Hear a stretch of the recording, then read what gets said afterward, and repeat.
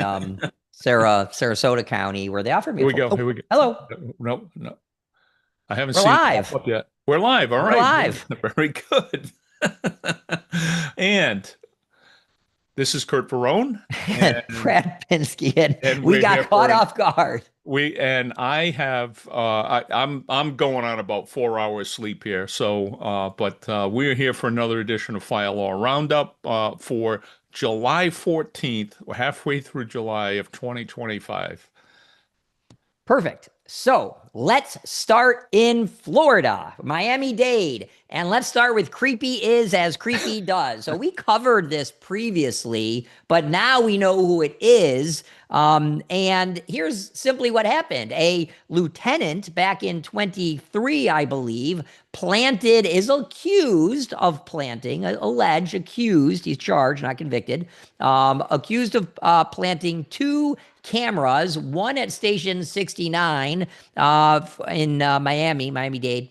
I think it was the men's bathroom was in that one, and then in a woman's bathroom in another one where he caught 18 separate victims, male and female combination.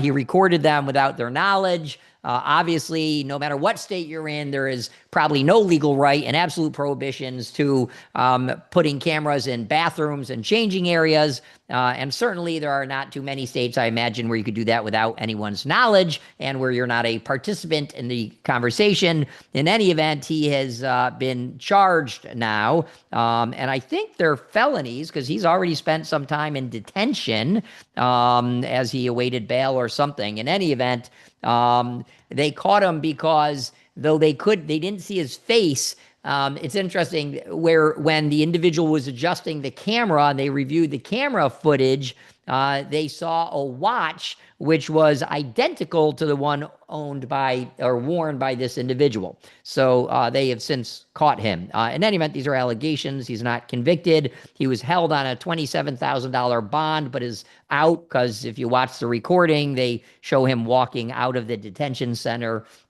Anyway, don't do this.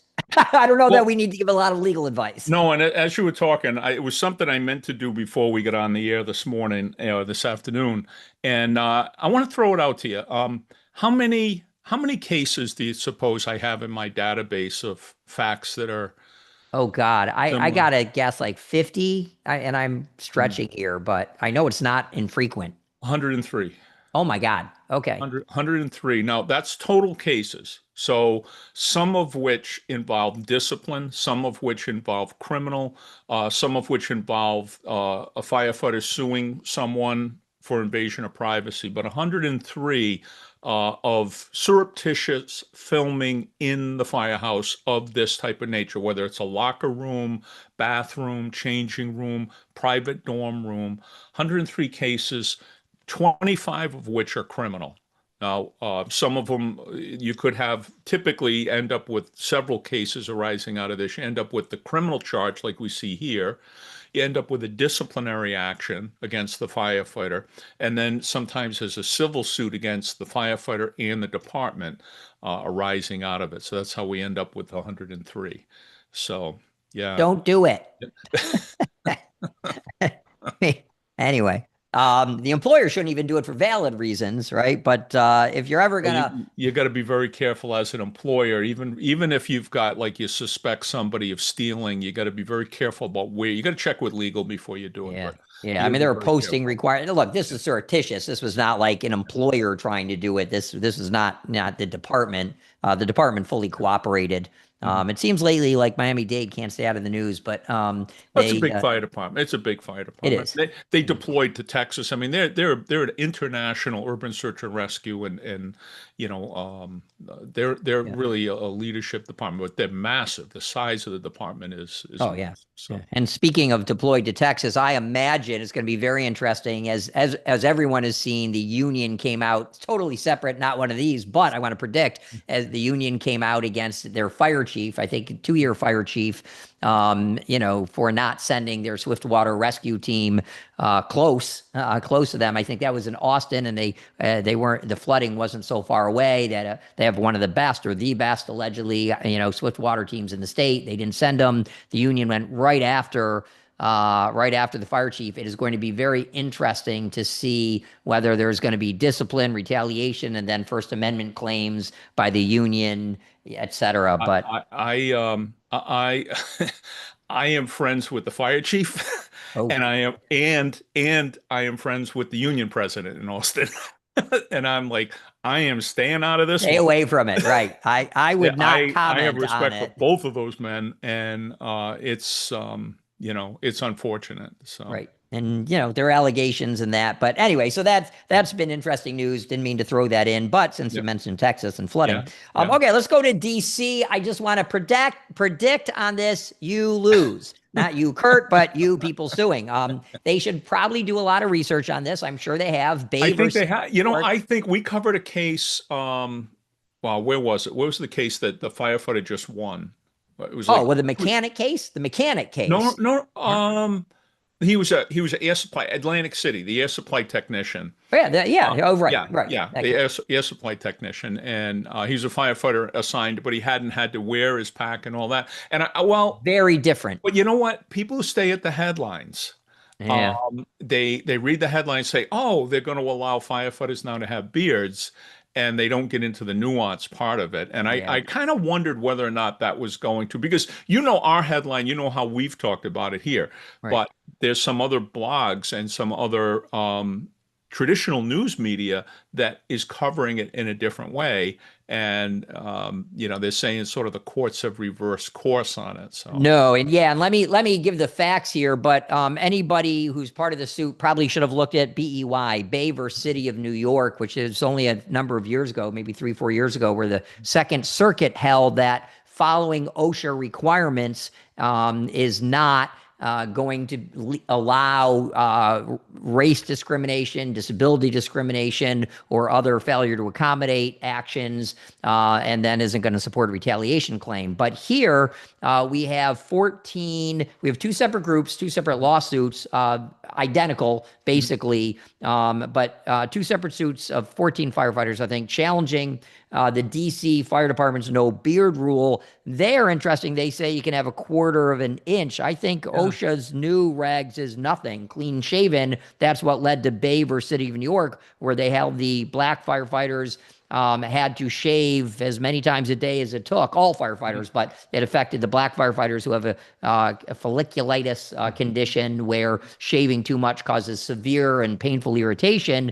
Here, it's more based on the fact that they allege race discrimination, religious discrimination, but I want to focus on retaliation. This is a novel one. So, they're saying, look, we have to wear, we have to shave and we don't want to comply with 1910-134, with the, city's rule, which is based on 1910-134. What's interesting in this case, let's at least give some credit to interesting, is remember, you can lose a discrimination case yet still win on retaliation. You can, right? You can claim, well, I was discriminated against and lose. The court finds there's no discrimination, but then find, but we were retaliated against for making the discrimination claim. This isn't exactly that. This, best I can read the complaint, is that both complaints is that they're claiming that the city's using this quarter-inch shave rule in order to retaliate against them. And that's a little different than saying enforcing the rule is discriminatory. They're also saying that. So I don't believe they'll succeed, but maybe they'll succeed on, at most, the retaliation claim, saying you're enforcing the rule to retaliate against us. But if they're enforcing it across the board, it's hard to prove retaliation. I think one of the parts of the retaliation claim I thought was interesting, and my mind started spinning up on this one about how you'd prove it, disprove it, is that by taking a firefighter and sending the firefighter to an EMS assignment, Which is what they claim. that's retaliation. And I'm saying, well, if I'm the attorney for That's the city, accommodation. well, yes, exactly. But I think what I would say, yeah, they could be just let go, or but Right. Insubordination. so Right. but I think that the lawyer in me now is saying, okay, if I'm representing the city, how do I go about proving that EMS assignments are not punishment? Okay. And certainly firefighters are going to testify that, yes, that's punishment. Nobody likes to do it and all that. But then you bring in like folks like yourself, like you spent a lot of time in an EMS organization before, Yep. even in law school and then, Yep. in your undergrad.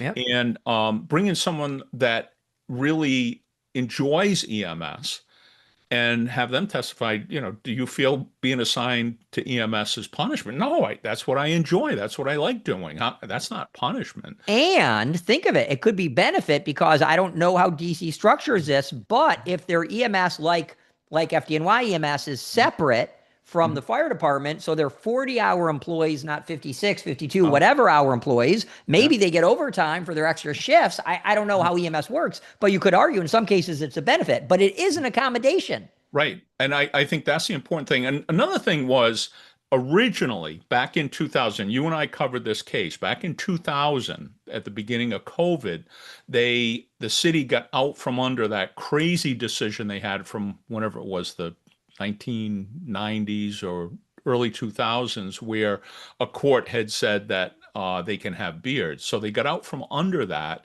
But then they didn't do it right. They didn't go to the court and get the court to overturn the earlier decision. They just decided to sort of do an about face on it. But at any rate, the city came out with a policy that said no beards, period. Right. Then as an accommodation, they said you can have a 1/4 inch beard. Okay, so that was an accommodation. Yep. And now these guys are turning around saying, well, you let them have a 1/4 inch, why not 3/4? You let them have three Right. quarters, why not an inch? Right. Now you've Yeah, and if I was them, I'd say, you know what, forget it, which could be viewed as retaliation, but we're going to yeah, stick to OSHA's 0, no growth whatsoever, because that you and I looked at with John and Chip on the fire engineering podcast, right? Their recent memo is 0. yeah. So, I Again, think, I don't want to be viewed here as us taking sides on beards. Obviously, you have a beard. I've got but I'm not interior now, so I've got some facial hair growth, and I got to kind of be careful about my fit test and so on. Okay, but we're not taking sides in this. And I think the solution, I hate to sound like a broken record, the solution is for NIOSH and the manufacturers and the NFPA, whomever has the funding for it, is to do additional research to determine if new mass technology will allow beards. And if it will, then fine. But the solution is not the or courts. go to the European model, and then it's not an issue, right? Well, but point being, we keep trying to use the courts to solve something that, I mean, Science needs to. the IAFF could push this at the national level and say, we want a definitive answer. Is it possible to create a mask? And is it within the capability of the manufacturers to develop a mask, or do current masks allow for beards? And if they do, case closed. If not, case closed the other way. But to try to litigate this and try to say, well, it's race discrimination, it's religious discrimination, it's retaliation, I'm a whistleblower, you're picking on me. It's federal regulation. Yeah, I mean, yeah. that's look, I think Bay said it right. If you're following federal regs, that's the end of the story. It can't be discriminatory to follow regs and implement no matter what your reason, even if it's now I got you, I'm going to enforce federal regs, that can't be retaliation. It's the law. And people may not agree with it, right? Right. And Obviously, they science don't. may not support it. But it's still the law. Even if science says, oh, the positive pressure mask seal with 2 inches of growth, Right. Well, it's still federal law. and again, I guess my assumption is once the science has changed, And maybe the law will. then the law will. Okay. Right. But Maybe. yeah, Maybe. maybe. Right. I would think with the political pressure that the IAFF could put on it, Yes. they certainly could.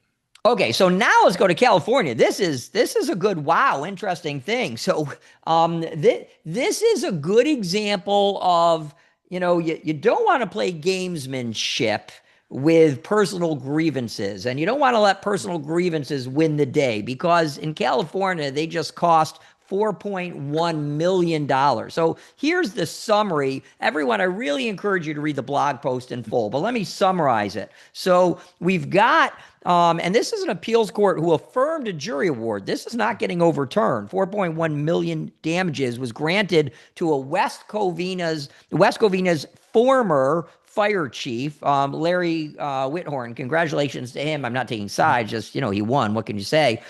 He was terminated following a prolonged medical leave. And the short is, we got a city council member, let me summarize this, the most basic facts, who said, I want you gone. And the original city manager would not get rid of him, wasn't playing in those reindeer games. And so they get rid of the city manager, right? Trying to get rid of the fire chief. So they get rid of the city manager. They try all sorts of things. We're going to amend our regs. We're going to amend our rules. We're going to try to give certain powers to somebody to get rid of the fire chief. Ultimately, they get a new city manager. And after like 2 weeks, the new city manager comes in, steps on his toes in an apparent, I don't want to say lie. Let's just say his testimony wasn't so consistent, and the jury picked up on it, where he said, "Oh, the reason I got rid of you in just 14 days or so was because I had some observations of you," and then that contradicted his other testimony previously given.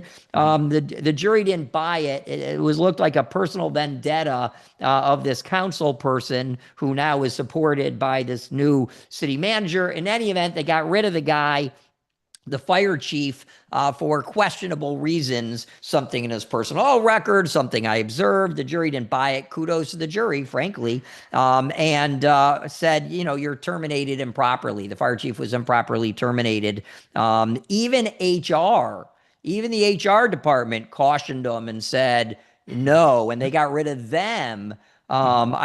Just vendetta after vendetta. This is not good. When you get a lot of people telling you you should not be terminating somebody, and exceptionally, if it's your HR department and your former city manager, maybe you shouldn't do it. This is one of those stories. I know I've said it before. Again, a broken record here, but we have elected officials who come into office and become like petty tyrants. All right. And you think about it, you own a business, I own a business. If I make a business decision to hire or fire or, end a contract with a vendor or whatever it may be, my investment is at stake. My life's work, my bank accounts, everything's at work. These idiots get elected and they're gambling with other people's money, right? They're basically playing poker with other people's money. And this elected official, he didn't have to pay the 4.1 million. And it makes me wonder whether or not, to kind of prevent this kind of nonsense, whether or not there needs to be some sort of personal liability on elected There could be officials. under Monell, which is that he's a policymaker.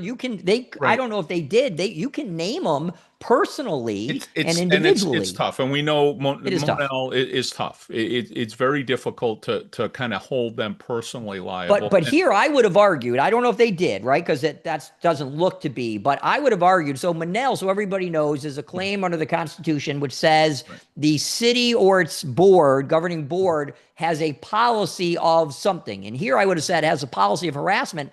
And here, because there were so many acts, ignoring your HR, firing your city manager to bring a new one in only 14 days, one of their first acts is to get rid of them, I think you could have established Monell liability. And it seems like the city council endorsed that by allowing all of this. They could have ended it, and they didn't. And it looks like by firing the old city manager, hiring a new city manager, right? It looks like a policy of harassment. I don't know. I think, look, they don't care. They didn't want to sue this person individually. He doesn't have $4.7 million. Right. But I don't know. It just it infuriates me when I see this kind of stuff going on, and who suffers? The taxpayer suffers. Right. By somebody, some guy who gets himself elected, and he's going to be now a petty tyrant. And I don't know. It's just, to me, I agree. That's infuriating. Yep. So. I agree. It is. And he wastes it. But anyway, hopefully he gets fired. Because, I would fire somebody who just cost me 4.7 Well, million, you in got to my vote them opinion. out. It's not a question of that. Certainly the city manager, yes, but Oh, yeah, right. He has to be the voted out. elected official, and I think it's harder to hold elected officials liable under Monell. And you could try to go on a different constitutional theory. Monell is for policy All decisions, right. but where someone does something purposefully, you Official don't misconduct. necessarily Yeah. need to go under Manel. You can Yeah. allege a direct constitutional violation, but I don't know. It just it's frustrating, you know. It is. It is. Okay. Something that's not frustrating, however, is that the Department of Justice, and I think this is going to become more common. Not Yeah. that I know how many of these, but the Department of Justice on their own, and this I think is a Trump issue, right? The Trump era DOJ has asked to end a 47-year-old consent decree in Norfolk, Virginia, right? Right. So back then, way back, there was much fewer black and female firefighters and police officers. Since then, they've gone from 4% to 10% in the police ranks, from 1% to 11% in the fire ranks. And by the way, the career statistic of female firefighters is 8%, right? So they're doing well. I don't know what the traditional number of black firefighters is now, but now they have 19% police officers are black, 15% of firefighters are black. And so they've met the 50% interim goal. And they say, listen, it's not needed anymore. As you well point out, look, if it becomes a problem, if they back off it, DOJ can go another way. I don't think this is a DEI issue. I think it's just we just don't need it anymore. So let's get rid of it. Let's clear house of It's these. it's a carryover and it's a burden to the community. Every time they go to hire, they have to take certain steps, and there's a lot of departments out there that are still under 40, 50, sometimes even longer consent decrees. And we see from time to time, we see them being rescinded. But you can't just stop doing it. If you're under a consent decree, unless it's got some sort of a time limit on it and it ends on a certain date, you have to go back to the court. And if you fail to, somebody who didn't get hired that feels they should have under the consent decree can take you back to court and have you found in contempt. So Yep. Yep. Okay. So last one is confusing. Understandably, it's right down the street for me. So as I am now, I'm momentarily. Well, I'm right now in Sarasota County. Right next to me is Manatee, and then West Manatee. So this is right next to me. But it's confusing. So start with there is a difference in many municipalities, not just down in Florida. That what Manatee County is Florida, kind of the West Coast, Midwest Coast. For everyone who goes to VCOS and such in Clearwater, this is kind of like half an hour under that. In any event, there's an issue. The fire district imposed question, is it a tax or an assessment for short-term vacation rentals? And this owner of a short-term vacation rental property sued the fire district. They claimed that the classification of these short-term vacation rental properties, the district called them commercial properties, and they did that for the purpose of calculating a non-ad valorem fire assessment. So an ad valorem fire assessment says the higher your tax or higher your valuation of your property, the more tax you're going to pay, right? Some Pennsylvania and others, they call them mill rates. And right, so you're taxed on the valuation of your property. If it's higher, you pay more taxes. And so a bigger, more expensive property pays more. Alternatively, assessments in some forms, commercial assessments say, well, your property's bigger, you're going to need more services. So they claim that the fire district imposing a commercial valuation, not on an ad valorem basis, but was an assessment and it was unlawful. I hope I'm getting this right. And they argued that it was an impermissible regulation of the short-term rentals and trying to disguise it as a special assessment. The court didn't agree. The court allowed the fire district to tax it or assess it as it should have been. And they held that the district was within its legal rights when it imposed a higher assessment based on property usage, not based on property valuation, right? So a smaller property could bring in more money. And so they said, listen, you have people in here. So there's code issues, code enforcement issues, et cetera.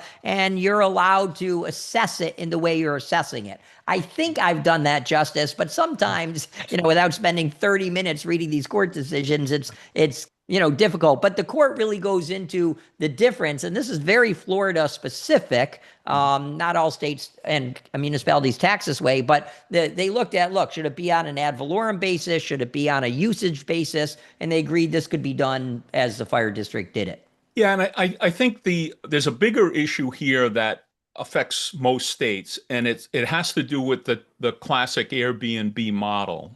And when Airbnb and some of the other models like it first came in, folks were starting to market their house, might be a guest house or an in-law apartment or whatever. But the question became, can the municipality treat it, either prohibit it entirely, or can they regulate it in some way, whether through zoning, and you can't do it here, you can do it there. So the next thing that happened was many states enacted state laws, because you think about it, for Airbnb to go to every municipality and make sure that a municipality doesn't enact that kind of a law, there's not enough attorneys, advocates to go make sure that happens. So what they did was they went to the state legislatures in the 50 states and said, we want a state law that prohibits municipalities within the state from enacting laws that regulate or prohibit Airbnb usage. Okay. And many states did. Florida was one of the states that did. But the big question now is taxing them in a way that makes them commercial considered a way of regulating them. And that was one of the arguments that was made. And the court said, no, that's not they're not trying to regulate it. What they're trying to do is recoup some of the additional costs that this type of a facility burdens the municipality or burdens the fire district. It's more demanding of services or whatever it may be. And the court said, yeah, we're not going to, this isn't a regulation, and it's Yep. reasonable. Yep. And that's really the end of it. Most importantly, that's the end of this week. And it's fun ending a week because you never know what the next week is going to bring. But I want to tell everybody this. I just lectured with one of our friends, John Murphy, in Sarasota County, Florida, for a couple of days. Thank you to I hope you guys are watching, but thank you to Sarasota County. You were so gracious. And man, their fire chiefs, they have a whole new administration. Their fire chief and chiefs are just such a great group of people. I don't think we ever see Sarasota County. I hope not. I told them keep my taxes low. We don't see them in our news much. But anyway, they were so great. But I told him, I said, if you will watch us for about 3 consecutive months, you will be so far advanced in your understanding of how to prevent discrimination, what not to do, what to do to win. And, I lectured on discrimination and other issues, how to prevent it. And so much of it was just look at Curt's blog. And it's surprising how many people know you, by the way. It's scary. You've obviously been doing this a while. But no, I've said this 20 times before on our show, but I really think if fire departments are serious and they want to cut their liability, watch this show for 3 months and you will see that there are ways to not screw up and do things right, or there are ways to be vindictive and lose a $4 million lawsuit. So you start seeing patterns, and that's what caused me to start my database. I started seeing patterns, see a case, and then a couple of months later, I'd read another case. I say, oh, that's the same case. And then I'm like, oh, no, wait a minute. That one was in Oklahoma. This one's in Colorado. Those are 2 cases, same facts, same issues, same mistakes made. And so, to manage the Alzheimer's that's out there, I started the database to kind of keep track of all this stuff. And then it's just sort of grown from there. So, and I got to thank the folks in West Manatee for feeding me this case, the last case that we talked about.